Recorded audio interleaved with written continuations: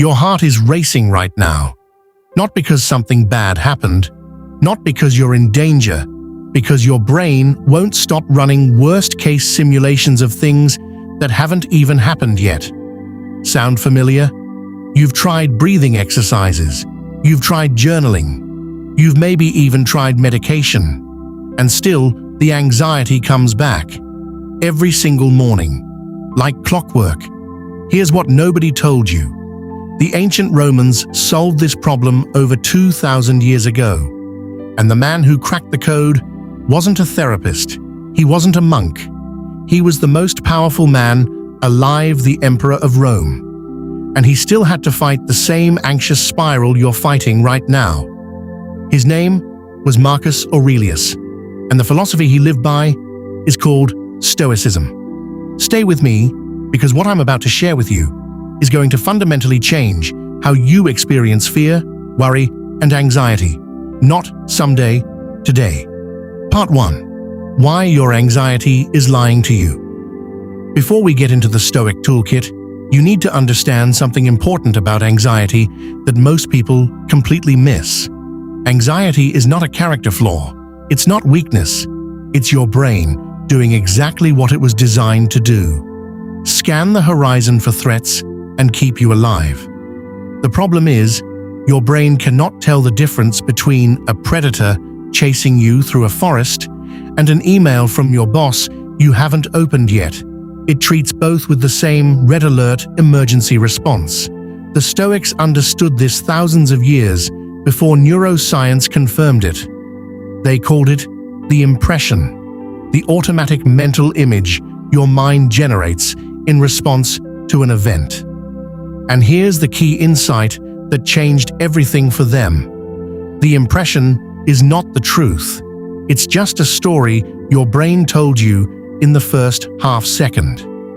Epictetus, a Stoic philosopher who was literally born a slave, said this: "Men are disturbed not by the things which happen, but by the opinions about the things." Read that again. The event doesn't cause your suffering. Your interpretation of the event does. This is not toxic positivity. This is not just think happy thoughts. This is a radical, surgical reframe of where anxiety actually comes from. And it hands the power back to you. Part 2. The Dichotomy of Control. The most powerful anxiety tool ever created. The single most transformative idea in all of Stoicism is what philosophers call the dichotomy of control. It goes like this. There are two categories of things in your life: things within your control and things outside your control. That's it. The entire universe splits into those two buckets. Within your control, your thoughts, your choices, your effort, your reactions, your values. Outside your control, other people's opinions, the economy, traffic, your health, the weather, what your boss thinks of you, whether your flight gets delayed. Here's where anxiety lives. It lives in the second category. Every anxious thought you've ever had is about something you cannot control. You're not afraid of making the presentation. You're afraid of how people will judge you after it, which you cannot control. You're not afraid of the doctor's appointment. You're afraid of what the results might say, which you cannot control. The Stoic practice is simple but brutal. Every time anxiety strikes, you ask yourself one question: is this within my control? If yes, act. Do something. Take a step. Anxiety dissolves in action. If no, and this is the hard part, you release it.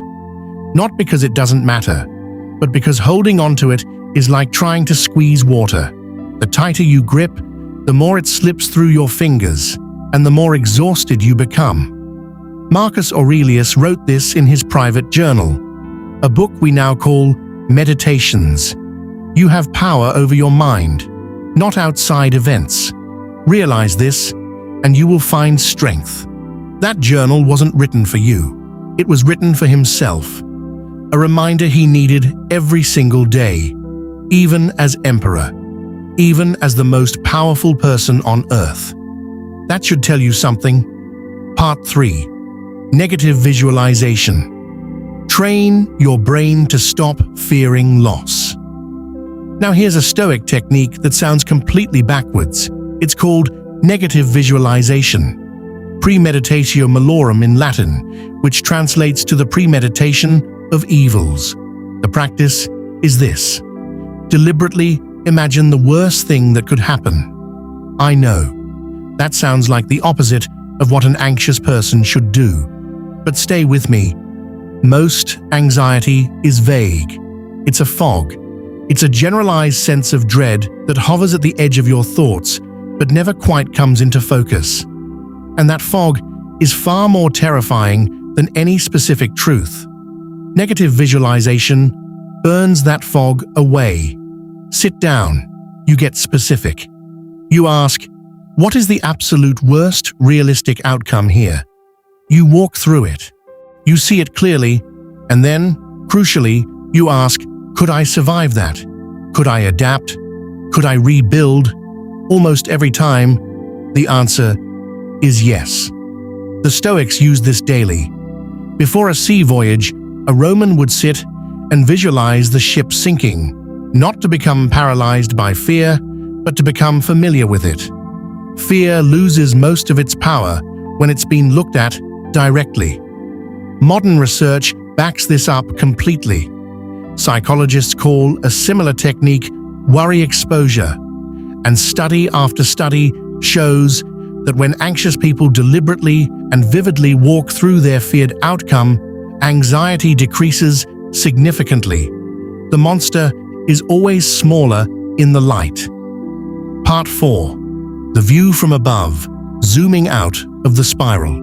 Marcus Aurelius had another practice that's especially powerful for anxiety spirals. He called it taking the view from above. When he was overwhelmed, when the political pressure, the wars, the grief of losing children became too much, he would mentally zoom out. He would picture himself from above, then above the city, then above the empire, then above the planet, then seeing the planet as a pale dot in an infinite cosmos. He wrote, how many a Chrysippus, how many a Socrates, how many an Epictetus have time and eternity already swallowed up. His point wasn't to make life feel meaningless. It was the opposite. When you zoom out far enough, the thing that was terrorizing you a moment ago, the awkward conversation, the missed deadline, the argument, shrinks to its actual size, not because it doesn't matter, but because the you who exists in 10 years or 100 years or 1,000 years, that version of the story barely registers this moment at all. This isn't nihilism, this is perspective, and perspective is the antidote to catastrophizing. Part 5. The Stoic practice, what to actually do. Today, philosophy without practice is just decoration. So here's exactly what you do. Starting today.